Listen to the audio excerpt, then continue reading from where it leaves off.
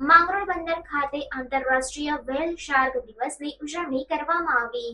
વૈશ્વિક સ્તરે લુપ્ત થતી દુર્લભ પ્રજાતિ અને મહાકાય દરિયાઈ જીવ એવી વ્હેલ શાર્ક પોતાના અસ્તિત્વ માટે સંઘર્ષ કરી રહી છે, ત્યારે તેના સંરક્ષણ અને સંવર્ધન માટે લોકોમાં જાગૃતિ આવે તે હેતુથી માંગરોળ બંદર ખાતે આંતરરાષ્ટ્રીય વ્હેલ શાર્ક દિવસની ઉજવણી કરવામાં આવી હતી, જેમાં માંગરોળ ઉપરાંત વેરાવળ, ધામળેજ, સુત્રાપાડા, હીરાકોટ, ચોરવાડ સહિતના બંદરોના માછીમારો આગેવાનો ઉપસ્થિત રહ્યા હતા। જૂનાગઢ વન વિભાગ, વાઇલ્ડ લાઇફ ટ્રસ્ટ ઇન્ડિયા તથા ટાટા કેમિકલના સહયોગથી ચાલી રહેલા વ્હેલ શાર્ક સંરક્ષણ પ્રોજેક્ટ અંતર્ગત ગુજરાતના દરિયામાં પ્રવાસ કરતી વ્હેલ શાર્કના રક્ષણ અને બચાવ માટે લોકોમાં જાગૃતિ આવે તે હેતુથી આયોજિત કાર્યક્રમમાં મુખ્ય વન સંરક્ષક જૂનાગઢના ડૉક્ટર કે રમેશ, નાયબ વન સંરક્ષક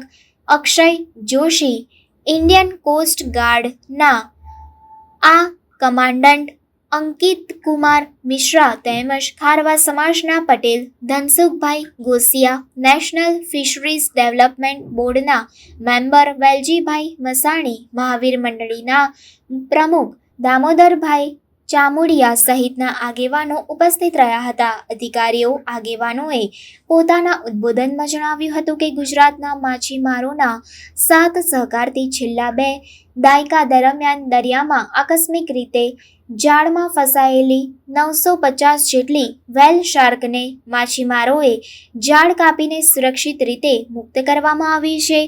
જાળના નુકસાન પેટે વન વિભાગ દ્વારા વળતર ચૂકવવામાં આવ્યું છે। આપ સૌનું સ્વાગત કરું છું। મંચ પર બેઠેલા મહાન અનુભવો તથા સાગરખેડુ ભાઈઓ જે અહીંયા ઉપસ્થિત છે, એ લોકોએ પોતાનો કિંમતી સમય કાઢી અને આજે આંતરરાષ્ટ્રીય વ્હેલ શાર્ક ડે આપણે સેલિબ્રેટ કરવામાં તમે બધા આવ્યા, એનો ખૂબ આભાર અને તમારું WTI ટીમ તરફથી હું સ્વાગત કરી રહ્યો છું। બહુ ઇન્ટરેસ્ટિંગ વસ્તુ એ છે કે આજે આપણે બધા અહીંયા મળ્યા છે અને આ 30મી ઓગસ્ટનો દિવસ જે આંતરરાષ્ટ્રીય વ્હેલ શાર્ક દિવસ તરીકે ઉજવવા માટે, એમાં જેટલા લોકો જવાબદાર છે કે આ દિવસ આપણે ઉજવવાનું શરૂ કર્યું, એ બધા જેમ કે ફોરેસ્ટ ડિવિઝન અહીંયા ઉપસ્થિત છે, અમારા જે પાર્ટનર છે TCSRDમાંથી પણ આવેલા છે, અને તમે સૌ અને WTA, આ ચારે જણના મહેનતથી, પુરુષાર્થથી આજે આ વ્હેલ શાર્ક દિવસ આપણે મનાવી રહ્યા છીએ 30મી ઓગસ્ટે। તો એક જોરદાર તાળીઓ થઈ જાય આપણા સૌ માટે।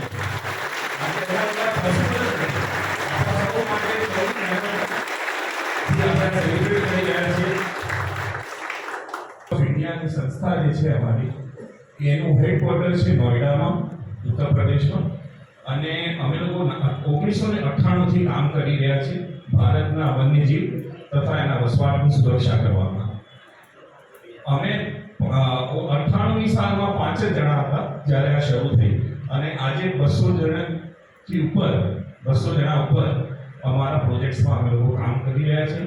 આપણા જે પ્રોજેક્ટ છે એ લદ્દાખથી લઈને અંડમાન સુધી અને ગુજરાતથી લઈને નાગાલેન્ડ સુધીના પ્રોજેક્ટ્સ આપણે વિવિધ પ્રકારના કરી રહ્યા છીએ। ખાસ કરીને આપણું જે એક્સપર્ટીઝ કહેવાય, જેને આપણે કરીએ છીએ, એમાં વન્યજીવ તથા વન્યજીવ સાથે સંકળાયેલા ચેલેન્જીસ, જે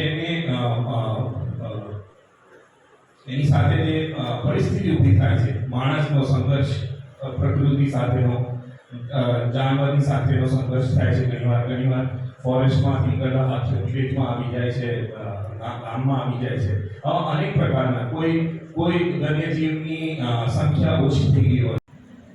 શ્રી અંકિત સાહેબ, શ્રી અક્ષય જોશી સાહેબ, શ્રી કે રમેશ સાહેબ, અને છેલ્લા ઘણા વર્ષોથી આ જ્યોતને બરાબર ચલાવીને રાખી છે એવા મારા હરુભાઈ ખૂબ જ મહેનત કરે છે। સાથે સાથે હું ધવલભાઈ અને સાહેબભાઈ ચોકસી સાહેબને પણ આવકારું છું. અમારા માંગરોળ બંદરના ફિશરમેનોના સાનિધ્યમાં આપના અલગ અલગ ક્ષેત્રો છે. અમારા ક્ષેત્ર સાથે લગભગ કંઈ લેવા દેવા નથી, તો પણ સિમેન્ટ વેચવાનું કામ છે કે સિમેન્ટ ઉત્પાદન કરીને દેશમાં કે વિશ્વમાં ગમે ત્યાં પહોંચાડવાનું કામ છે. એ માછલીના બચાવવામાં આવે તો આપણા માટે બહુ મોટી વાત છે કે એને ખૂબ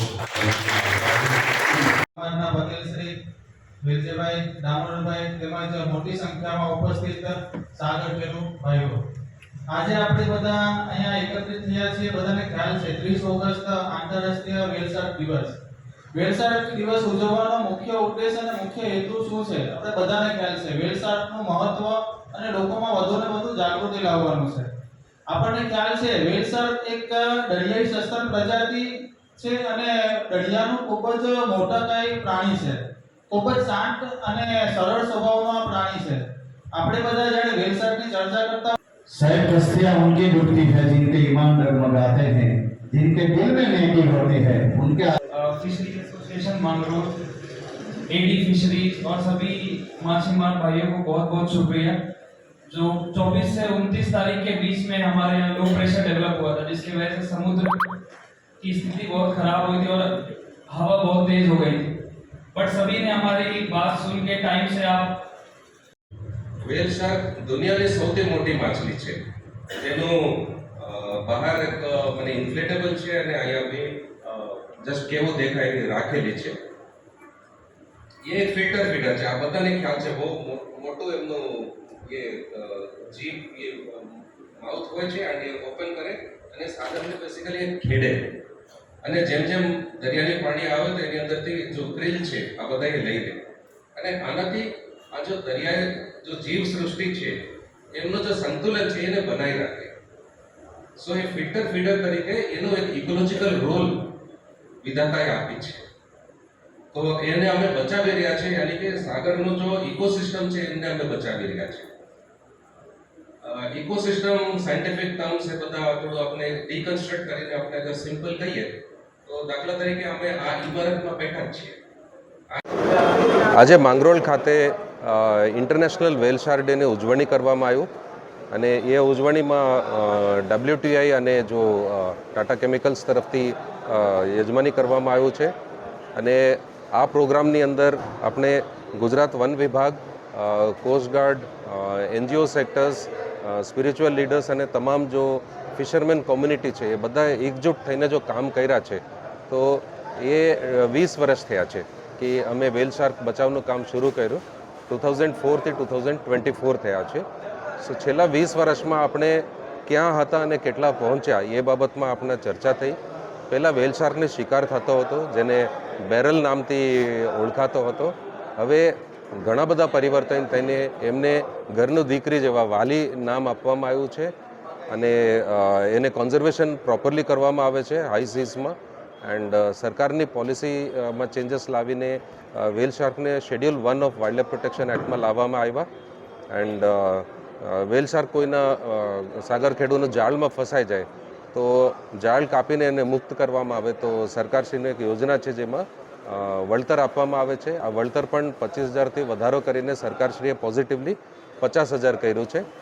તો આ બધા અમે ઘણા આગળ આવ્યા છે અને આવતા 20 વર્ષ માટે પણ આપણે એક નક્કી કર્યું કે વૈજ્ઞાનિક પદ્ધતિ અને કોમ્યુનિટીના સાથે રહીને અને વિભિન્ન પાર્ટનર્સ સાથે રહીને આપણે કન્ઝર્વેશનને આગળ વધારીશું અને એને એક વર્લ્ડ વાઇડ સક્સેસ સ્ટોરી જો ઓલરેડી થઈ ચૂક્યા છે એને કાયમ રાખીશું.